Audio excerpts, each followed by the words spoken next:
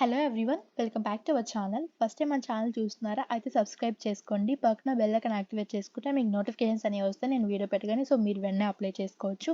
అందరు వీడియో చూస్తున్నారు కానీ లైక్ అయితే చేయట్లేదు. ప్లీజ్ లైక్ కూడా చేయండి అండ్ మీ ఫ్రెండ్స్కి కూడా వీడియో షేర్ చేయండి, వాళ్ళకి కూడా యూస్ఫుల్గా ఉంటుంది. ఈరోజు రిక్రూట్మెంట్ నోటిఫికేషన్ డీటెయిల్స్ ఏంటి అంటే ఇది 12th బేస్ మీద రిక్రూట్మెంట్ అండి. సో ఎవరైతే ఇంటర్మీడియట్ పాస్ అయి ఉంటారో ప్రతి ఒక్కరు ఈ జాబ్స్కి అయితే అప్లై చేసుకోవచ్చు.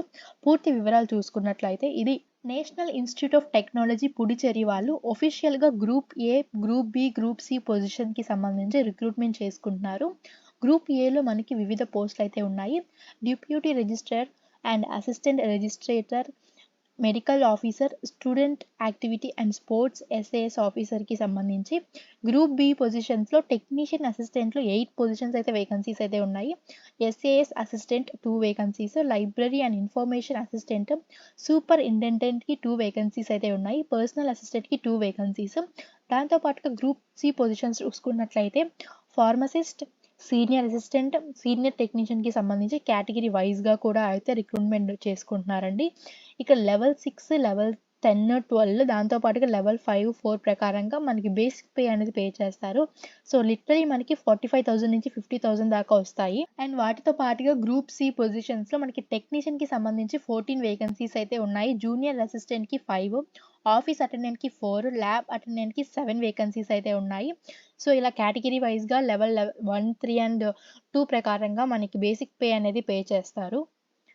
దీనికి ఇంపార్టెంట్ డేట్స్ చూసుకున్నట్లయితే ఆన్లైన్ అప్లికేషన్కి 25th మార్చ్ లోపు అయితే మీరు అప్లై చేసుకోవాలి. టైం కూడా మెన్షన్ చేశారు 11:59 PM. సో ఈ డేట్ అండ్ ఈ టైం లోపు ఆన్లైన్లో మాత్రమే మీరు అప్లికేషన్స్ అనేవి సబ్మిట్ చేయాలి. సెలక్షన్ ప్రాసెస్ అనేది సో మనకి చాలా పోస్టులు అయితే ఉన్నాయి కాబట్టి ఏ పోస్ట్కి తగ్గట్టు ఆ విధంగా అయితే ఎగ్జామ్ అనేది కండక్ట్ చేస్తారండి. అన్నిటికీ ఒకటే ఎగ్జామ్ అనేది ఉండదు. సో పోస్టులకు తగ్గట్టుగా ఎగ్జామినేషన్ అండ్ సిలబస్ అనేది ఉంటుంది. ఒక ఎగ్జామినేషన్ అనేది కండక్ట్ చేస్తారు, దాంతోపాటుగా స్కిల్ టెస్ట్ అనేది కండక్ట్ చేస్తారు. దీనికి సంబంధించి ఏజ్ లిమిట్ చూసుకున్నట్లయితే ఈ 25th మార్చ్ నాటికి ఈ రిక్రూట్మెంట్ నోటిఫికేషన్ రూల్స్ ఉంటాయి కదా, దానికి తగ్గట్టుగా ఎవరికైతే ఎలిజిబిలిటీ క్రైటీరియా ఏజ్ లిమిట్ అయితే ఉంటుందో వాళ్ళైతే అప్లై చేసుకోవచ్చు. ఇక్కడ ఎస్సీ ఎస్టీ వాళ్ళకైతే 5 years ఏజ్ రిలాక్సేషన్ అనేది ఇచ్చారు. ఓబీసీ వాళ్ళకి 3 years, పీడబ్ల్యూడి వాళ్ళకి యూఆర్ కేటగిరీ ఉంటారు కదా వాళ్ళకి 10 years అయితే ఏజ్ రిలాక్సేషన్స్ అనేది ఇచ్చారు. పీడబ్ల్యూడి ఓబీసీ వాళ్ళకి 13 years, ఎస్సీ ఎస్టీ క్యాండిడేట్స్కి 15 years, ఎక్స్ సర్వీస్ మ్యాన్ వాళ్ళకైతే 3 years ప్లస్ ఏజ్ రిలాక్సేషన్ అనేది ఇచ్చారు. Next office attendant and lab అటెండెంట్కి సంబంధించి ఎడ్యుకేషన్ క్వాలిఫికేషన్ చూసుకున్నట్లయితే ఎవరైతే 12th క్లాస్ అంటే ఇంటర్మీడియట్ పాస్ అయి ఉంటారో వాళ్ళైతే అప్లై చేసుకోవచ్చు ఈ 2 పోస్టులకి సంబంధించి. సో మనకి బేసిక్ పే అనేది లైక్ అరౌండ్ 5,200 రూపీస్ నుంచి 20,200 రూపీస్ దాకా ఇస్తారు. సో ఎక్స్ట్రాగా మనకైతే 1,800 అని పే చేస్తారండి. సో దీనికి 18 to 27 years ఉన్న ప్రతి ఒక్కరు అప్లై చేసుకోవచ్చు. గ్రూప్ సి కేటగిరీ పొజిషన్స్ కింద అయితే వస్తాయి ఇవి. అలాగే జూనియర్ అసిస్టెంట్ పోస్ట్కి సంబంధించి సో ఎవరైతే 18 to 27 years ఏజ్ ఉంటారో వాళ్ళైతే అప్లై చేసుకోవచ్చు. దీనికి కూడా పే అనేది మనకి 22,000 దాకా అయితే వస్తుంది మంత్లీ. ఎడ్యుకేషన్ క్వాలిఫికేషన్ డీటెయిల్స్ చూసుకున్నట్లయితే ఇంటర్మీడియట్ ఎవరైతే పాస్ అయి ఉంటారో వాళ్ళు అప్లై చేసుకోవచ్చు. దాంతోపాటుగా మీకు టైపింగ్ స్పీడ్ అనేది 35 words per minute టైప్ చేసే విధంగా మీరైతే ఉంటే మీ దగ్గర స్కిల్ అనేది మీరు అప్లై చేసుకోవచ్చు. సో ఇంటర్మీడియట్ పాస్ అయిన ప్రతి ఒక్కరైతే అప్లై చేసుకోవచ్చు అండి. సో ఇంటర్మీడియట్ పాస్ అయిన మెమో మీ దగ్గర ఉందా అయితే మీరు అప్లై చేసుకోవచ్చు. నెక్స్ట్ టెక్నీషియన్ పోస్ట్కి సంబంధించి సేమ్ ఎలిజిబిలిటీ క్రైటీరియా అయితే 18 to 27 years ఉన్న వాళ్ళు అప్లై చేసుకోవచ్చు. దీనికి కూడా ఎడ్యుకేషన్ క్వాలిఫికేషన్ ఏంటి అంటే ఇంటర్మీడియట్లో ఎవరైతే అట్లీస్ట్ 60% మార్క్స్తో క్వాలిఫై అయి ఉంటారో వాళ్ళైతే అప్లై చేసుకోవచ్చు. అండ్ ఇక్కడ బేసిక్ పే అనేది మనకి 22,000 దాకా వస్తాయి, ఎక్స్ట్రా అలవెన్స్ కూడా వస్తాయి అనమాట. సో ఇది ఓవరాల్గా అయితే ఎడ్యుకేషన్ క్వాలిఫికేషన్కి సంబంధించి డీటెయిల్స్ వీడియో. ఎవరైతే ఇంటర్మీడియట్ పాస్ అయి ఉంటారో వాళ్ళైనా ప్రతి ఒక్కరు అప్లై చేసుకోవచ్చు అండి. దీనికి సంబంధించి అప్లికేషన్ ఫీజు డీటెయిల్స్ చూసుకున్నట్లయితే ఎస్సీ ఎస్టీ పీడబ్ల్యూడి ఫీమేల్స్ ఉంటారు కదా వాళ్ళు ఎటువంటి ఫీజు పే చేయాల్సిన అవసరం లేదు. మిగతా you're OBC EWS candidates 500 rupees అయితే ఆన్లైన్లో మాత్రమే పే చేయాల్సి ఉంటుంది. దీనికి సంబంధించి అప్లికేషన్ ప్రాసెస్ చూసుకున్నట్లయితే లింక్ అనేది నేను డిస్క్రిప్షన్లో ఇస్తాను. వన్స్ దాన్ని క్లిక్ చేయగానే వీళ్ళ ఆఫీషియల్ వెబ్సైట్ ఇలా అయితే ఓపెన్ అవుతుంది. సో మీరు ఆల్రెడీ అకౌంట్ కానీ ఉంటే లాగిన్ అయిపోవచ్చు, లేదు అంటే ఇక్కడ చూసారు కదా don't have an account so sign up అని సో సైన్ అప్ చేసుకోవడానికి ఇక్కడ మీ ఈమెయిల్ అడ్రస్, పాస్వర్డ్, మీ మొబైల్ నెంబర్ అయితే అడుగుతుంది. ఇక్కడ క్యాప్చా ఎంటర్ చేసి సైన్ అప్ అయితే అవ్వాలి. వన్స్ సైన్ అప్ అయిపోయిన తర్వాత లాగిన్ అయితే అవ్వాలి.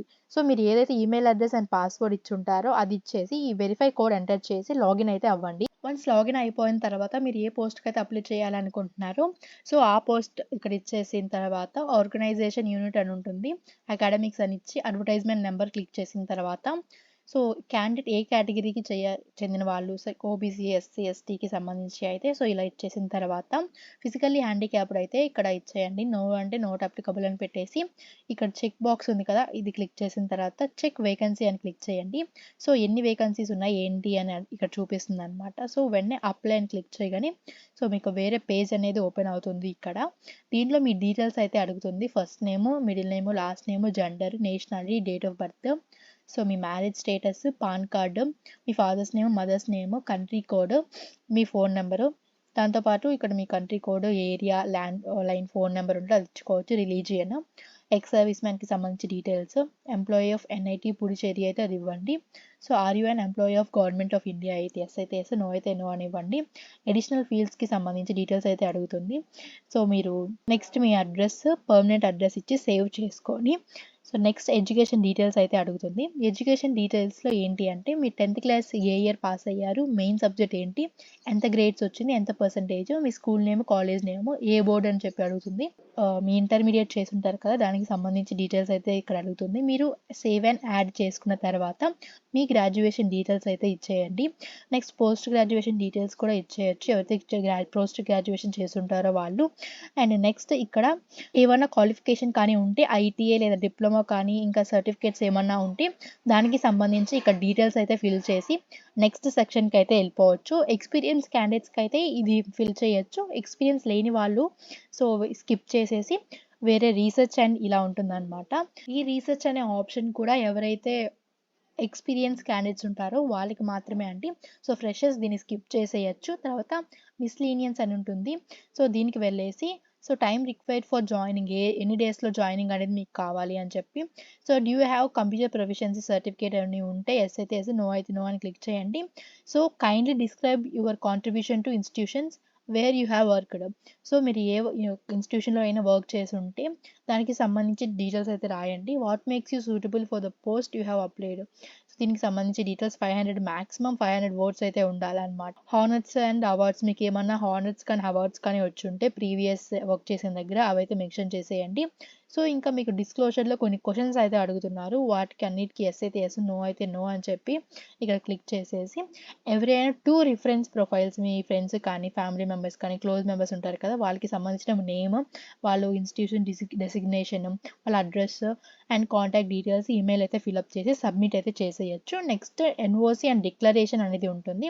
ఇక్కడ మీకు ఎన్ఓసీ ఇన్ష్యూరింగ్ అథారిటీ, ప్లేస్, మీ designation, date of issuance and address ఇలా అడుగుతుందనమాట. ఇవన్నీ ఇచ్చేసి డిక్లరేషన్ చేసి సేవ్ అయితే చేసి మీరు ఇంకా ఏమైనా అప్లోడ్ చేయాలి అనుకుంటే డాక్యుమెంట్స్ ఇక్కడ ఇచ్చారండి. మీది పాస్‌పోర్ట్ సైజ్ ఫోటో ఉంటుంది కదా! అది అప్లోడ్ చేయాలి. సిగ్నేచరు, 10థ్ క్లాస్ సర్టిఫికేట్, పాన్ కార్డు లేదా పాస్‌పోర్ట్ లేదా ఓటర్ ఐడీ ఉంటే అది అప్లోడ్ చేసుకోవచ్చు.